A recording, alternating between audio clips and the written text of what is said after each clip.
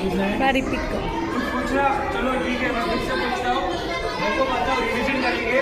Virus का नाम क्या था? RABIES, rabies. वायरस का नाम क्या है? Very good. ये जो वायरस है हमें किधर मिलता है? डॉग्स और कैट्स के। Very good. ये जाकर हमारे किधर कंट्रोल करता है? जिराफ में। Very good. अभी जो भी डॉग को वायरस रहता है उसके मुंह से क्या निकलता है? बहुत। उसकी आंखें कैसी रहती है? तो वो हर चीज को क्या करेगा? हर चीज को काटेगा। Very good.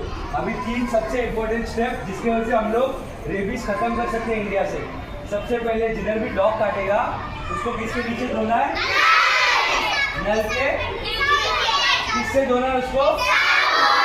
और कितना मिनट के लिए धोना है? Very good. दूसरा, उस पर हल्दी लगाना है क्या? क्या लगाना है उस पर? डेटॉल। Very good. और तीसरा, किसके पास जाना है? डॉक्टर कितना इंजेक्शन देता है? एक भी इंजेक्शन मिस करने का नहीं, तो ये वायरस मरता नहीं है और खुद को वापस किधर जाके कंट्रोल करेगा?